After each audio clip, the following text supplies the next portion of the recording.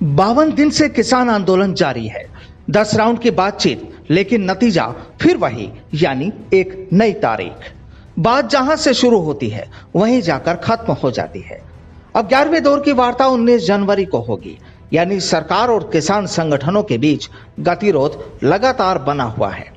Supreme court द्वारा कृषि कानूनों पर रोक के बाद ये पहली बैठक थी, लेकिन इसके बावजूद न सरकार झुकने को तैयार है और न ही किसान संगठन। वहीं इसी बीच अंतर्राष्ट्रीय मुद्रा कोष यानी IMF ने कृषि कानूनों की तारीफ कर दी है।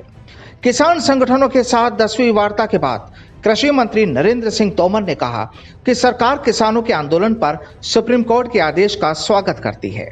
सरकार सुप्रीम कोर्ट की तरफ से गठित कमेटी के सामने अपने विचारों को रखेगी। केंद्रीय मंत्री ने कहा कि हम बातचीत के जरिए मुद्दों के समाधान की कोशिश कर रहे हैं। नरेंद्र सिंह तोमर ने कांग्रेस के पूर्व अध्यक्ष राहुल गांधी पर भी निशाना साधा है। कृषि मंत्री ने कहा कि राहुल गांधी के बयानों और कार्यों पर कांग्रेस पार्टी हंसती है, उनका मजाक उड़ाती है। मैं उन्हें बताना चाहता हूं कि 2019 के अपने चुनावी घोषणा पत्र में कांग्रेस ने वायदा किया था कि वे इसमें सुधार लाएंगे।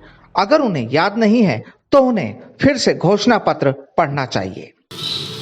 राहुल गांधी के बयान पर और राहुल गांधी के कृत्य पर पूरी कांग्रेस सिर्फ हंसती है और उनका उपहास उड़ाती है। मैं आपके माध्यम से राहुल गांधी को कहना चाहता हूं कि 2019 में कांग्रेस पार्टी के मैनिफेस्टो में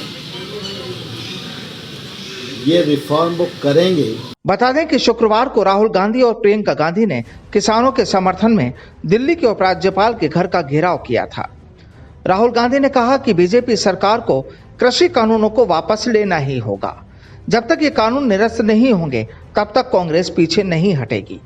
ये कानून किसानों की मदद के लिए नहीं है, बल्कि उन्हें खत्म करने के लिए है। कानून किसान की मदद करने के कानून नहीं है, ये कानून किसान को खत्म करने का कानून है और अंबानी और अदानी को जो किसान का है वो दिलवाने के लिए कानून बनाए गए हैं। इसलिए हम सब किसानों के साथ खड़े हैं, किसानों के साथ खड़े होंगे और इन कानूनों को वापस बीजेपी को सरकार से लेना पड़ेगा। जब तक ये नहीं लेंगे तब तक कांग्रेस पार्टी पीछे नहीं है। वहीं दूसरी ओर अंतर्राष्ट्रीय मुद्रा कोष ने यानी IMF ने कृषि कानूनों की तारीफ की है।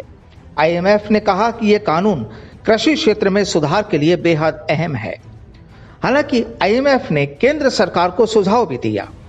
IMF के गेरी राइस ने कहा कि भारत सरकार को उन लोगों की सामाजिक सुरक्षा सुनिश्चित करने के लिए नीतियां बनानी चाहिए जिन पर इन कानूनों से प्रतिकूल प्रभाव पड़ सकता है।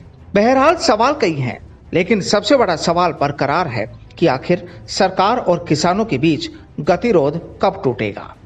किसानों के मुद्दे पर जमकर सियासत चमकाई जा रही है, पर फिर स्थिति टस से मस नहीं हो रही। Bureau report, the fact India.